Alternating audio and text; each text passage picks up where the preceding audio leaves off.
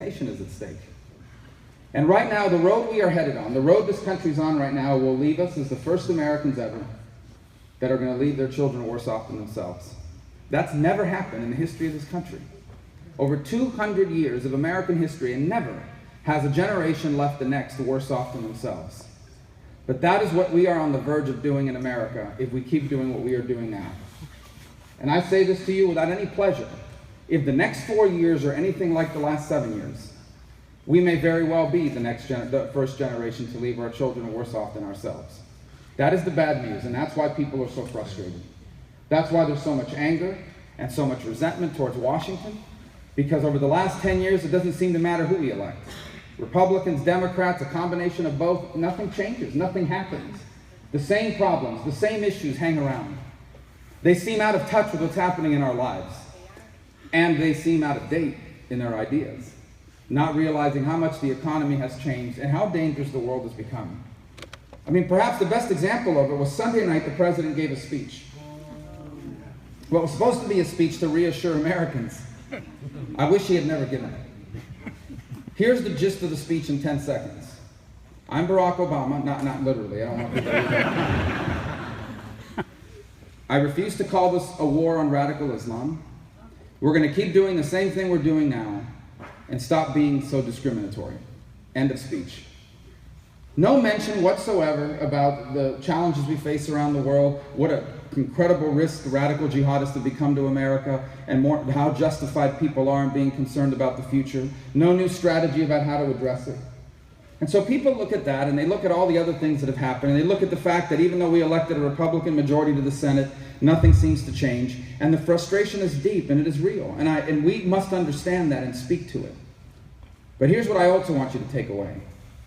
That while we need to be realistic about our challenges, we should also be optimistic about our opportunities.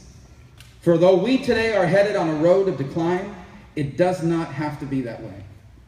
If we do what needs to be done, our children and our grandchildren and the young people here today can become the freest and the most prosperous Americans that have ever lived.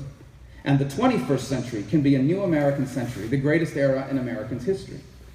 What it will take to do that are three important things. The first is we need leaders that understand that the economy doesn't grow because of political figures.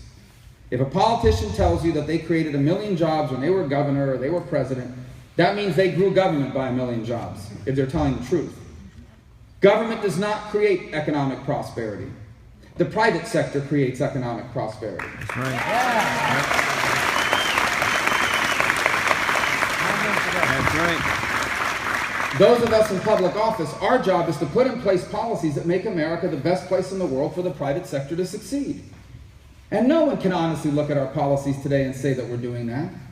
We have one of the most expensive and complicated tax codes on the planet. A tax code that literally forces companies to leave America. That's why we need tax reform. We have regulations in this country that make America one of the most expensive places to succeed economically. That's why we need a regulatory budget that limits and caps how much federal regulations can cost our economy. All right. Yeah. We have this $19 trillion debt, $100 trillion in unfunded liabilities, and no one is doing a thing about it. You can't grow your economy if you have a debt crisis, and we will have a debt crisis. And that is why we need to bring our national debt under control. We have energy resources in this country. We are blessed to have an abundance of not just oil, but natural gas, and the ability to rely on nuclear power. And we're not fully utilizing our energy resources. And we should lead the world in everything. Let's lead the world in solar, in wind, in renewables, in biofuels. But we're out of our minds if we don't fully utilize natural gas, for example. Yeah. You know what it would mean if we fully utilize natural gas? It means America will become one of the cheapest places in the world to do business. Energy costs are one of the highest overhead costs of a manufacturer.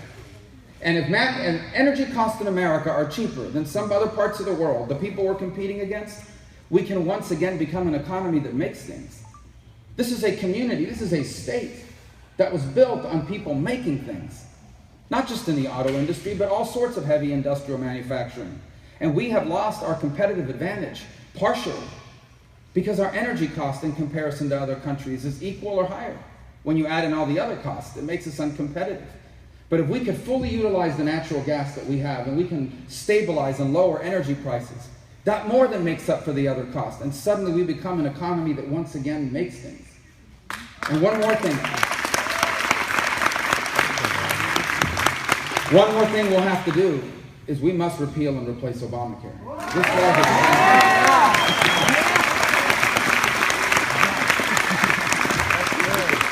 I believe it needs to be repealed entirely.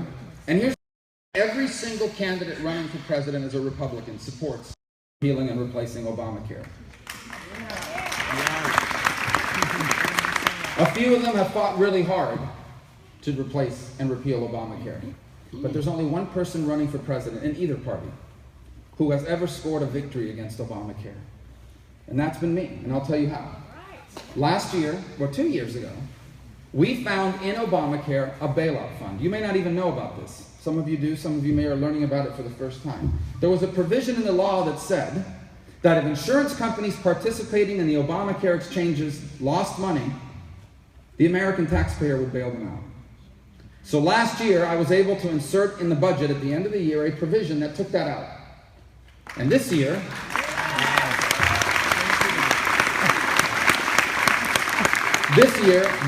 the insurance companies lost money, and they came to the government and said, where's our taxpayer money to bail us out? And the answer is it's not there, because they took it out last year. And now they're saying they're going to drop out of the exchanges, they're going to stop advertising it. Even the New York Times today had to acknowledge that we have dealt a blow to Obamacare. It wasn't a positive article in that way, but it was a positive article in acknowledging it. Well, we're going to do it again this year. We're going to put that provision in again this year because there is no reason why any should be bailing out Obamacare. There's no reason why any taxpayer should be going to bailing out Obamacare. And if we can do these things I've just outlined, tax reform, regulatory reform, bring the debt under control, fully utilize our energy resources, and repeal and replace Obamacare, the American private sector will take care of the rest. The American private sector, made up of the most creative people in the world, the most innovative people in the world, the most productive workers on this planet, the American private sector won't just create millions of new jobs, it will create millions of better.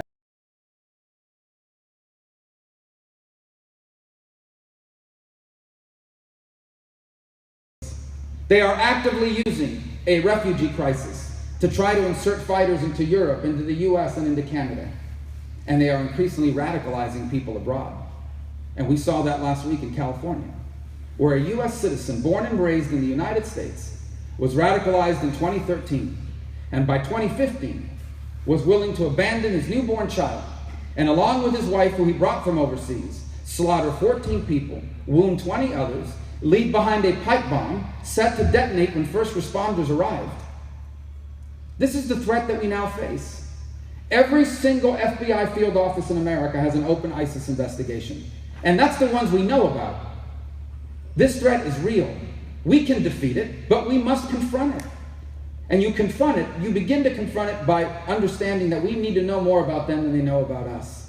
They're using encrypted devices now to communicate. They're communicating in dark spaces on the internet. They use PlayStation to talk to one another. This is a real 21st century threat. And every month that goes by, they grow more capable and more sophisticated. And we must respond with an even higher level of capability.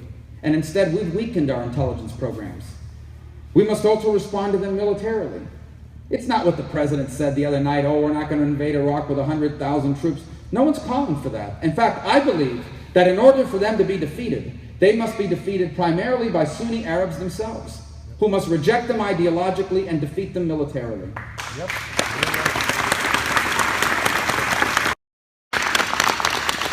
It cannot, I heard some people suggest Kurds. It can't be the Kurds. The Kurds can liberate and keep free Kurdish areas, but Kurds will not and cannot liberate Sunni areas. It is Sunnis themselves that must reject this group ideologically and defeat them militarily. And that's why we need to ask more of Jordan and Egypt and Saudi Arabia, because they're coming for them next.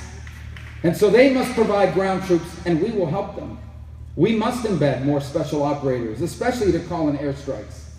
We must increase the airstrikes with higher precision than what we're conducting now by having those spotters on the ground call in the strikes. We must provide more logistical support and intelligence support to the fighters on the ground. We have no choice. Either we defeat them or they will continue to grow. And eventually we will have to confront them. But we will have to confront them when they've grown larger, richer, and more powerful. I'd rather deal with them now. And it begins by rebuilding our military. Now, do you know that in the next 10 years we're going to reduce military spending by $1 trillion? Now, there is waste in the Pentagon, okay? The civilian workforce at the Pentagon has grown way too large. Meanwhile, we have a VA that can't even take care of our veterans. The Pentagon spends too much money on procurement. That means when you buy a computer, you're paying a lot less than they're buying computers for. That needs to change, because every dollar that's being wasted is a dollar that isn't defending you. But I want you to understand there is not $1 trillion of waste at the Pentagon. And the consequences of these cuts are dramatic.